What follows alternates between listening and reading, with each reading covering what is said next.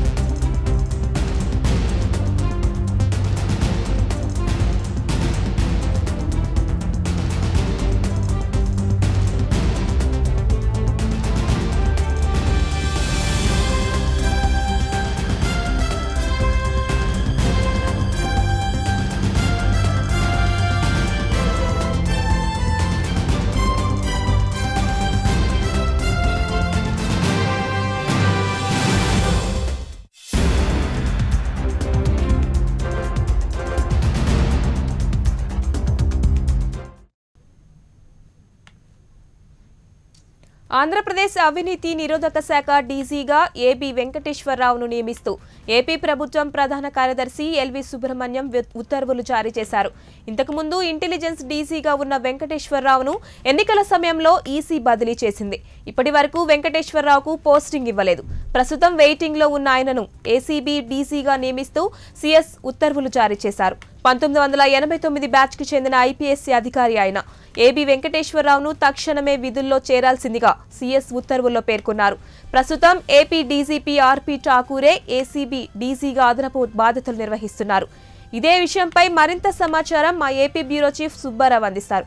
సుబ్బారావు గారు చెప్పండి. మమత, ఆంధ్రప్రదేశ్ మాజీ intelligence DG director general AB వెంకటేశ్వరరావుకి కొద్దిసేపటి క్రితమే ఆంధ్రప్రదేశ్ అవినీతి నిరోధక శాఖ డైరెక్టర్ జనరల్ గా కూడా ప్రభుత్వ ప్రధాన కార్యదర్శి ఎల్వి సుబ్రహ్మణ్యం నియమిస్తూ ఉత్తర్వులు జారీ చేశారు. ఆయనని ఇటీవల ఎలక్షన్ కోడ్ ప్రారంభమైన తర్వాత వైఎస్ఆర్ కాంగ్రెస్ పార్టీ నాయకుల యొక్క ఫిర్యాదు మేరకు ఇంటెలిజెన్స్ డీజీగా తప్పించారు. ఆయన ఇంటెలిజెన్స్ డీజీగా ఉంటూ తెలుగుదేశం పార్టీకి అనుకూలంగా నిఘా విభాగం మొత్తాన్ని కూడా పనిచేయిస్తూ సమాచారం గెలుస్తూ పార్టీ అభ్యర్థులు నిర్ణయించేటువంటి వ్యవహారంలో కూడా చాలా కీలక పాత్ర పోషిస్తున్నాడు. రాష్ట్ర వ్యాప్తంగా ఉన్నటువంటి అన్ని కన్సల్టెన్సీల సమాచారాన్ని సేకరించి కూడా ప్రభుత్వానికి అందజేస్తా ఉన్నాడు. కాబట్టి వెంకటేశ్వరరావు పైన చర్యలు తీసుకోవాల్సిన కోరుతూ కూడా ప్రభుత్వానికి మధ్య ఎలక్షన్ కమిషనర్ కి వైకాపా పార్టీ ఫిర్యాదు చేసింది. ఈ మేరకు election commissioner central election commission పంపించడంతో సిఈసి కూడా దీనిపైన విచారణ చేసి కొంత మేరకు సమాచారం తెప్పించుకొని అది నిజమని భావించినటువంటి నేపథ్యంలో డీజీ వెంకటేశ్వరరావుని ఎన్నికల విధుల నుంచి తప్పిస్తూ ప్రత్యేకంగా ఉత్తర్వులు ఇచ్చింది. ఆ ఉత్తర్వులు ఇచ్చినటువంటి వెంటనే అప్పటి ప్రభుత్వ ప్రధాన కార్యదర్శి అనిల్ చంద్ర పునేట ఆ ఉత్తర్వులను అమలు చేశారు. తర్వాత మళ్ళీ ప్రభుత్వము అంటే చంద్రబాబు నాయుడు ముఖ్యమంత్రి నేతృత్వంలో ప్రభుత్వము డీజీ బదిలీని తప్పుపట్టడంతో అది హైకోర్టులో కూడా కేసు రిట్ పిటిషన్ దాఖలు చేశారు. చివరికి హైకోర్టు కూడా ఎన్నికల బదిలీలకు సంబంధించినటువంటి వ్యవహారంలో మేము జోక్యం చేసుకోలేము అని స్పష్టమైనటువంటి తీర్పు ఇచ్చినటువంటి నేపథ్యంలో అప్పటికప్పుడు డీజీని మళ్ళీ బదిలీ చేస్తూ మళ్ళీ ఉత్తర్వులు ఇచ్చారు.